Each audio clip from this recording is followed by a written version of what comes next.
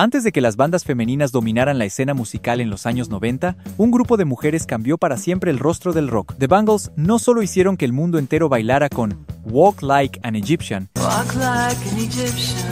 y se enamorara de Manic Monday,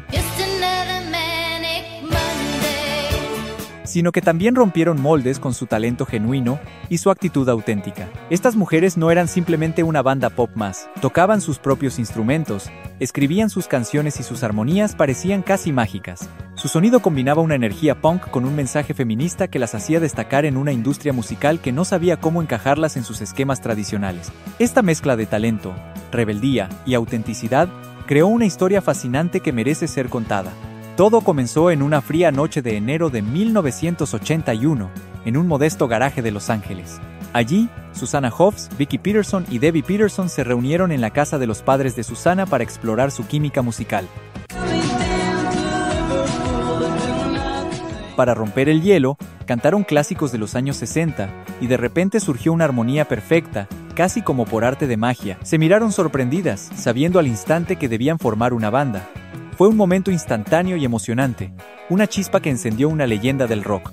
Al principio, experimentaron con nombres como Colors, The Supersonic Bangs y The Bangs, hasta que finalmente adoptaron el nombre The Bangles, inspirado en los Beatles, y tras evitar problemas legales con otro grupo llamado The Bangs. Desde el inicio, no eran solo un grupo de chicas bonitas, sino una banda con una energía auténtica y una ética de trabajo que las distinguió en la escena musical. La pasión por la música de los años 60. Susanna Hoffs había publicado un anuncio en el periódico The Recycler, buscando compañeras que compartieran su amor por bandas clásicas de los 60 como The Byrds y The Bo Diddley, lo que unió a las integrantes en torno a una pasión común por la música. Con la incorporación de Annette Zilinskas y luego Michael Steele, The Bangles comenzaron a grabar y a ganar reconocimiento, hasta que en 1984 lanzaron su primer álbum, All Over the Place, que captó la atención de grandes artistas como Prince, quien les escribió Manic Monday. A lo largo de la década, The Bangles rompieron barreras. Fueron uno de los primeros grupos femeninos que tocaban sus instrumentos, y lograron tener 5 sencillos en el top 10 de Estados Unidos, incluyendo éxitos como Walk Like an Egyptian y Eternal Flame. Sin embargo, su camino estuvo lleno de desafíos, ya que la industria musical de los 80 no facilitaba el éxito de las mujeres en el rock. A pesar de ello, su talento, rebeldía y autenticidad las convirtieron en un símbolo de empoderamiento y en una banda que dejó una huella imborrable. Esta es la historia de The Bangles, un relato de pasión, talento y lucha que redefinió el papel de las mujeres en el rock y que sigue inspirando a nuevas generaciones. No te pierdas ningún video, suscríbete y activa la campana de notificaciones para descubrir más sobre esta fascinante banda. En ese momento, a principios de los 80, la mayoría de la gente estaba obsesionada con el punk y la new wave, por lo que nadie estaba realmente tocando rock de los 60. Desde ese punto, comenzaron a abrirse camino tocando en cualquier club que les diera la oportunidad, ensayando en garajes y trabajando con la intensidad y dedicación propias de auténticas estrellas emergentes del rock. Gracias a ese esfuerzo constante, no pasó mucho tiempo antes de que la industria musical se fijara en ellas. Sin embargo, al firmar con Columbia Records, se toparon con un inconveniente. Otro grupo de la costa este ya había registrado el nombre The Bangs. Por eso, tuvieron que modificar su nombre rápidamente y adoptaron oficialmente el de The Bangles, pero los cambios no terminaron ahí. Annette Zilinskas decidió abandonar la banda para unirse a otro proyecto, dejando vacante el puesto de bajista. Fue entonces cuando Michael Steele, una veterana del rock que había tocado con The Runaways, se unió justo en el momento en que la banda estaba a punto de dar un salto decisivo hacia el estrellato. Si tu conocimiento de The Bangles se limita a su éxito Manic Monday, es momento de descubrir que su música inicial era mucho más intensa y auténtica. Su primer álbum con un sello importante, All Over the Place, en 1984, no fue un éxito masivo en las listas. Alcanzó solo el puesto 80 en el Billboard 200, pero fue un trabajo sólido y muy valorado. En aquella época, ser un favorito en las radios universitarias era un reconocimiento importante dentro del circuito underground. Además, The Bangles demostraron su valía en la carretera, tocando en bares llenos, clubes pequeños y teatros universitarios, dejando claro que su talento iba mucho más allá de su imagen. Así, comenzaron a llamar la atención. ¿Quiénes eran estas chicas californianas que revivían el garage rock de los años 60 con tanta fuerza? Los verdaderos amantes del rock reconocían su calidad. Antes de continuar, me gustaría conocerte. ¿De dónde eres? ¿Y cuántos años tienes? Cuéntalo en comentarios. Te leeré. Sigamos. Escena underground y éxito con Manic Monday. Entre quienes la seguían con interés estaba nada menos que Prince. El legendario artista quedó fascinado por su sonido, y se inspiró en ellas y en otros grupos del Paisley Underground para su propia etapa psicodélica a mediados de los 80, incluso bautizando su sello con el nombre Paisley Park. Pero Prince no fue el único admirador. Cyndi Lauper también se sumó a la lista de fans. Cuando dos de las figuras más importantes de la música de la década muestran tanto entusiasmo por tu trabajo, es señal de que estás haciendo algo realmente especial. Esta conexión con Prince fue clave para que The Bangles alcanzaran un nuevo nivel, aunque en ese momento solo eran su banda de apertura. Finalmente, en 1986, llegó el álbum Different Light, que fue un auténtico fenómeno. Este disco no solo consolidó a The Bangles como un nombre reconocido, sino que sus canciones se convirtieron en himnos que llenaron dormitorios, pantallas de MTV y las listas de éxitos. El álbum llegó hasta el número 2 en el Billboard 200. Obtuvo triple platino en Estados Unidos, platino en Reino Unido, y vendió más de 3.6 millones de copias en todo el mundo. ¿Y por qué? Porque ese álbum estaba cargado de éxitos que dejaron huella. Para empezar, está Manic Monday, una canción que mezcla una sensación dulce y melancólica, escrita por nada menos que Prince. Por eso, les regaló un clásico instantáneo que aún hoy sigue siendo un referente. Después llegó Walk Like an Egyptian, un tema tan contagioso que se convirtió en un fenómeno cultural total, incluyendo ese famoso paso de baile que todos replicaban. Gracias a esto, alcanzó el número 1 en las listas de éxitos. De hecho, todo el mundo estaba haciendo ese movimiento lateral sin parar. Pero aquí viene lo inesperado. La canción fue prohibida por Clear Channel y puesta en una lista negra por la BBC durante la Guerra del Golfo. ¿La razón? Nadie lo sabe con certeza, pero parece que una canción pop tan alegre y peculiar fue considerada inapropiada en medio de un conflicto internacional. Ahora, un dato curioso que pocos conocen. La canción originalmente fue ofrecida a Toni Basil, la voz detrás de Mickey, pero ella la rechazó. Luego, Lene Lovich grabó su propia versión, aunque nunca salió a la luz porque decidió pausar su carrera para dedicarse a su familia. Por lo tanto, el destino claramente tenía reservado este éxito para The Bangles, y cuando finalmente la grabaron, se convirtió en un éxito global. El video musical no se quedó atrás y fue nominado a Mejor Video de Grupo en los MTV Video Music Awards de 1987, lo que añadió aún más brillo a su éxito. Sin embargo, no todo fue aplausos. Los críticos de rock tradicionales dijeron que las Bangles no eran lo suficientemente duras y que una banda femenina debería mostrar un enfoque feminista más agresivo. Pero en lugar de caer en la trampa de la polémica, la banda decidió responder con inteligencia y autenticidad. Vicki Peterson y Michael Steele usaron el sarcasmo para desarmar a sus críticos, mientras que Susanna Hoffs optó por una respuesta honesta y directa, dejando claro que su prioridad era la música y no las etiquetas. Esta actitud reflejaba un mensaje poderoso, que el talento y la dedicación hablan más fuerte que cualquier estereotipo o expectativa externa. Ellas creían que la mejor manera de enfrentar esas opiniones era simplemente seguir siendo una banda, hacer su música y no perder tiempo quejándose de quienes dudaban que las mujeres pudieran hacer buen rock and roll. Un mensaje claro y contundente. Y para dejar algo muy claro, todas las integrantes de The Bangles cantaron la voz principal en algún momento. Esto significa que todas componían, todas cantaban, todas tocaban sus instrumentos y todas armonizaban. Por ejemplo, Debbie Peterson fue la voz principal en Going to Liverpool, mientras que Vicki y Michael también tuvieron sus momentos para brillar. Pero si hubo una voz que realmente definió a The Bangles, esa fue la de Susanna Hoffs. Ella era sin duda la Paul McCartney del grupo, la carismática, la vibrante, la estrella de ojos grandes cuyo magnetismo natural hacía que muchas veces se subestimara su talento impresionante. Incluso cuando no tomaba el liderazgo en una canción, su voz era el toque especial que convertía cualquier tema de The Bangles en algo inconfundible. Por eso, su presencia era esencial para que el sonido del grupo mantuviera su identidad única. Para 1988, The Bangles tenían todo lo que una banda podría desear: éxitos en las listas, giras agotadoras y suficiente drama como para llenar una telenovela. Por lo tanto, su tercer álbum, Everything, Debería haber sido la coronación perfecta de su carrera. Sin embargo, lejos de ser una celebración, se convirtió en una bomba de tiempo que terminó por hacerlos estallar. ¿Por qué? Porque la fama trae consigo un fenómeno inevitable. Los egos comienzan a chocar, y lo que antes era pasión por la música se convierte en un caos difícil de controlar. Consecuencias emocionales y el mundo del rock. En el caso de The Bangles, la tensión crecía a medida que su popularidad aumentaba, y en el epicentro de esta tormenta estaba Susanna Hoffs. La banda dejó de ser un colectivo para convertirse en Susanna Hoffs y The Bangles. Los fans la idolatraban, y los medios no podían apartar la mirada de ella. Pero esta atención constante comenzó a generar roces dentro del grupo. Más tarde, las integrantes admitieron que la situación se había transformado en Susanna contra el resto de nosotras. Un ambiente complicado, sin duda. Además, la discográfica llevaba años promoviendo a Susanna como la figura principal, mientras que los medios alimentaban rumores sobre su supuesto romance con Prince, lo que aumentaba la presión sobre ella y el grupo. Como consecuencia, la creatividad de la banda se fue diluyendo. Así, cuando llegaron éxitos como In Your Room y el hit mundial Eternal Flame,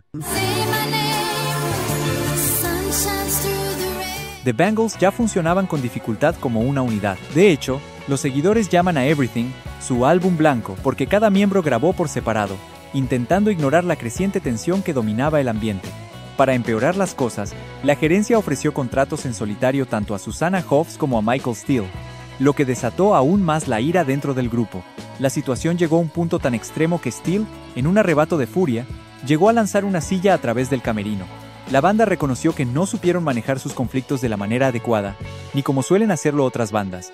Esta incapacidad para enfrentar sus diferencias fue una de las razones que los llevó a su ruptura definitiva, la combinación de fama, egos desbordados, presiones externas y falta de comunicación interna, terminó por desintegrar a The Bangles justo en el momento en que estaban en la cima de su carrera. En lugar de resolver sus diferencias, la comunicación simplemente se cortó por completo. Ahora bien, ¿fue culpa de Susanna que tuviera ese talento excepcional? ¿Esa naturalidad frente a la cámara y un carisma que nadie podía ignorar? Probablemente no. Sin embargo, esa combinación solo empeoró las cosas. Su belleza y su destreza para manejar entrevistas y videos alimentaron el resentimiento que crecía dentro del grupo. Pero la situación se complicó aún más con un gesto aparentemente pequeño, el movimiento de ojos. Sí, esa mirada coqueta y característica, de izquierda a derecha, al estilo de un video musical muy particular. Fue ese detalle el que terminó por romper el frágil equilibrio en la banda. Aunque suene absurdo, en un grupo ya cargado de tensiones ocultas, algo tan simple como una mirada fue suficiente para encender la chispa que desencadenó el conflicto. La tensión no se quedó en la superficie. Debbie Peterson llegó a confesar que las cosas se pusieron tan oscuras que contempló seriamente la idea de quitarse la vida. Fue realmente terrible, admitió. Estaba buscando maneras de hacerlo. Sentía que no tenía por qué seguir aquí. Estaba emocionalmente destrozada, y todo esto ocurrió justo cuando la banda estaba en su mejor momento. Antes de continuar, dime, ¿estás aprendiendo con este video? Entonces no olvides de suscribirte a este canal. Sigamos. Así es el mundo del rock, una montaña rusa de emociones extremas. ¿Fue real la persecución de Prince? Ahora, retrocedamos un poco, porque aquí es donde aparece Prince. Sí, Susanna Hoffs otra vez. Gracias a sus habilidades para hacer conexiones, convenció a su representante, Peter Philbin, para que invitara personalmente a Prince a un concierto de The Bangles en agosto de 1984.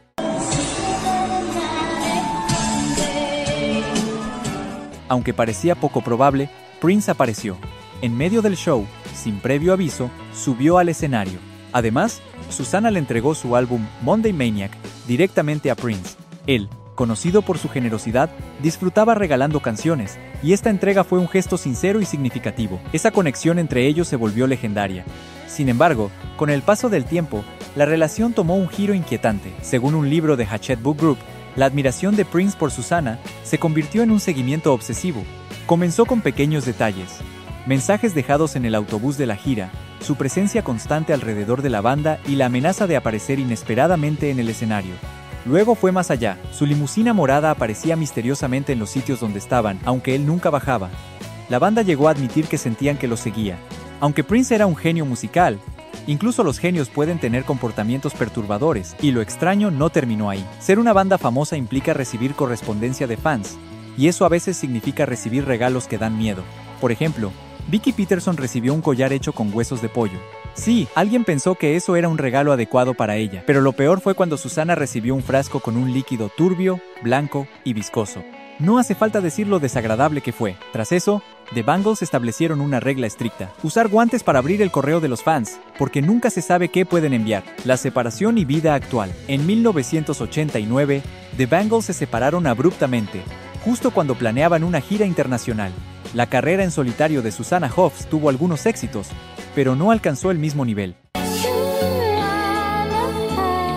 Steele decidió dejar la música, y la banda desapareció durante toda la década de los 90. Años después, lograron reconciliarse. Simplemente aprendimos a ser mejores, dijeron. Se convirtieron en mejores músicos, amigos y colaboradores, porque durante el tiempo separados, cada uno creció mucho. A principios de los 2000, The Bangles regresaron, pero para entonces el panorama musical había cambiado y su época de gloria ya había quedado atrás. A pesar de que han pasado más de 40 años desde que surgieron, las Bangles siguen vigentes, pero siempre a su manera. Desde entonces, han lanzado varios trabajos, entre ellos Sweetheart of the Sun en 2011, además de una recopilación de canciones poco conocidas. En 2014, sorprendieron con Damas y Caballeros, The Bangles, reafirmando que su creatividad no se ha detenido. Además, continúan realizando presentaciones en vivo, lo que confirma que aún conservan la energía y el talento que las hizo famosas. Sin embargo, existe una razón profunda por la cual nunca recibieron el reconocimiento que realmente merecen. Aunque en 2007 fueron honradas con una estrella en el Paseo de la Fama de Hollywood, el sexismo fue un factor determinante en cómo fueron percibidas. Antes de continuar, dime, ¿estás aprendiendo con este video? Entonces no olvides de suscribirte a este canal. Sigamos. En lugar de ser valoradas como un grupo femenino que marcó una influencia real en el rock, la industria musical y, lamentablemente, parte de sus seguidores, las encasillaron como creadoras de canciones lindas y superficiales. Incluso hoy, en los foros dedicados a The Bangles, abundan comentarios de hombres de mediana edad que se enfocan más en su imagen que en su música. Por otro lado, los puristas del rock las menosprecian, acusándolas de haber vendido su esencia al pop comercial, o negándoles un lugar junto a sus contemporáneos masculinos del underground Paisley, como The Dream Syndicate o Green on Red. Cuando se analiza el movimiento más amplio del jungle pop y el rock universitario, bandas como R.E.M. y The Church reciben todo el respeto, mientras que las Bangles quedan relegadas al margen. Por lo tanto, se encontraron atrapadas en una doble trampa. O eran objetivadas o descartadas como no auténticas dentro del rock. Ahora bien, ¿qué ha sido de ellas? Susanna Hoffs, la voz principal y guitarrista rítmica de la banda, inició su carrera en solitario en 1990 y uno con el álbum When You're a Boy, que incluyó el éxito My Side of the Bed, que llegó al top 40 de Billboard. Sin embargo, esta etapa fue mucho más complicada de lo que esperaba.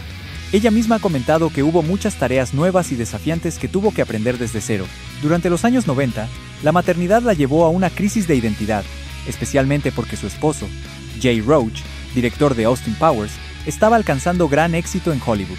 En un intento por estar cerca de sus hijos, incluso grabó música en su propio garaje. Más recientemente, Hoffs ha vivido un periodo creativo muy activo, lanzando Bright Lights en 2021 y The Deep End en 2023.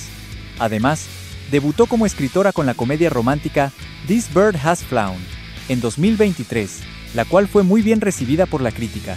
Ahora, a sus 66 años y con un patrimonio neto estimado en $100 millones, sigue combinando su pasión por el rock, la escritura y la vida familiar junto a Roach y sus dos hijos.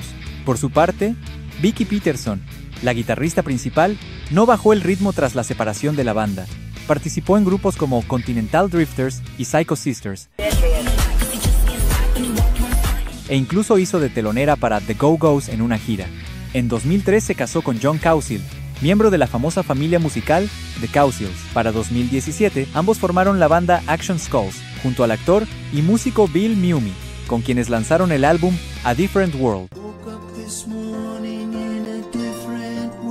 A sus 67 años, Vicki sigue activa en la música. Después de la ruptura, Debbie Peterson, baterista y hermana menor de Vicki, cofundó Smashbox, junto a Gina Shock, baterista de The Go-Go's, proyecto que luego evolucionó a Kindred Spirit.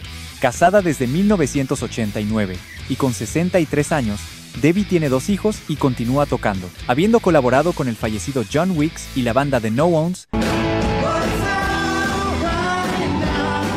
Su patrimonio neto ronda los $10 millones. Y Michael Steele, quien antes de unirse a The Bangles, fue miembro fundador de The Runaways, aunque se retiró antes de que la banda alcanzara fama. Fue la bajista de The Bangles y también aportó la voz principal en canciones profundas como Following y Complicated Girl. Tras su paso por la banda, tocó con Crash, Wisdom y Ayesor, pero decidió retirarse oficialmente de la música en 2005. Hoy, con 69 años y un patrimonio neto de $7 millones, disfruta de una merecida jubilación. Y si quieres aprender más, haz clic aquí